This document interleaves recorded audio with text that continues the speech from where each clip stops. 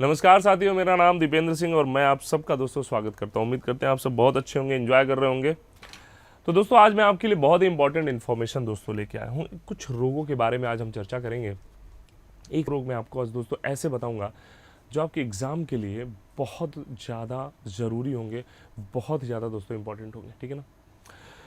हर एक एग्ज़ाम की बात करें, चाहे स्टेट एग्ज़ाम के बारे में बात करें, चाहे सेंट्रल एग्ज़ाम के बारे में बात करें, चाहे वनडे एग्ज़ाम के बारे में बात करें, चाहे अपर एग्ज़ाम, सिविल एग्ज़ाम, कोई भी दोस्तों अगर हम बात करेंगे तो दोस्तों याद रखिएगा हर एक एग्ज़ाम में दोस्तों ये आपका काम आने वाला है।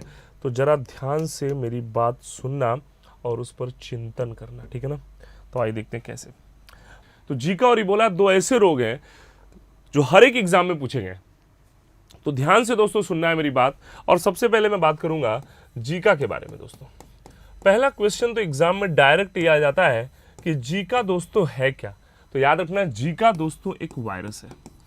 जीका दोस्तों एक प्रकार का क्या है, तो इट्स अ वायरस या एक विषाणु है। दोस्तों पहले बारे में इसके बता देता हूं मैं आपको। जीका जितना नाम खतरनाक लग रहा है ना, एक्चुअल में इतना खतरनाक ये होता नहीं है, लेकिन कुछ लोगों के लिए खतरनाक हो सकता है।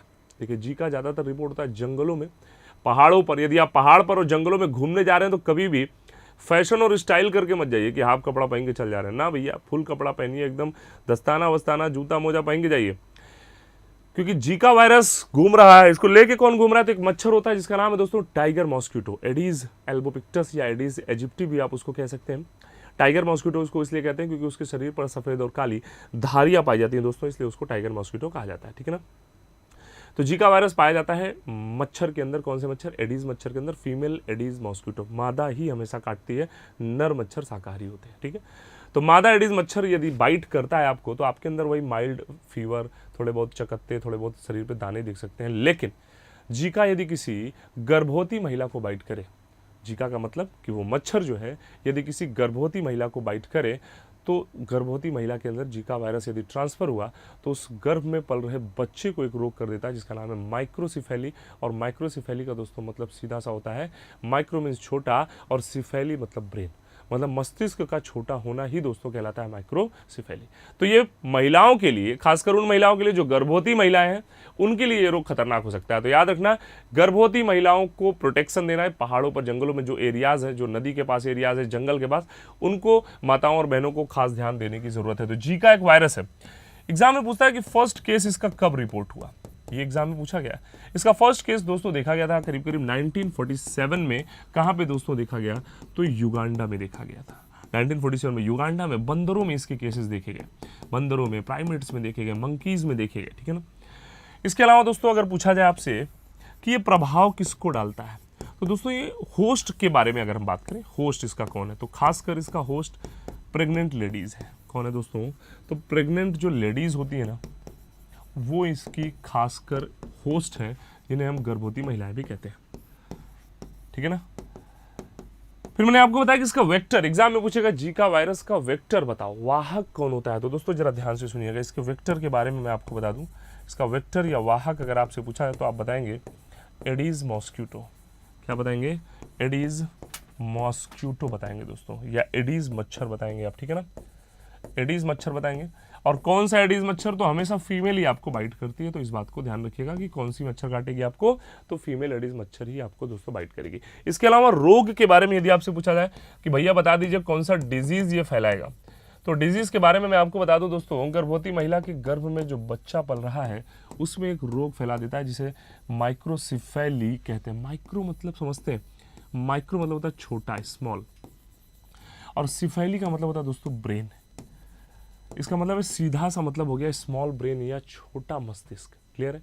क्या बोलते हैं इसे? स्मॉल ब्रेन या छोटा मस्तिष्क कहते हैं। बच्चे का जो दिमाग है वो एक तरीके से अल्प विकसित, ज़्यादातर मौत देखी नहीं गई है, लेकिन मोर्टेलिटी रेट ठीक ठाक है इसमें, बहुत सारे बच्चों की मौत भी इसमें हुई है। ठीक है ना। तो याद रखना दोस्तों, जीका वायरस क्या है, तो इसे एक और नाम दिया गया। इस माइक्रोसिफेली डिजीज को एक जीका सिंड्रोम भी कहते हैं। इसे जीका सिंड्रोम भी आप कह सकते हैं। ये भी एग्जाम में पूछा है कि जीका सिंड्रोम क्या है, तो जीका सिंड्रोम इसी माइक्रोसिफेली को बोलते हैं।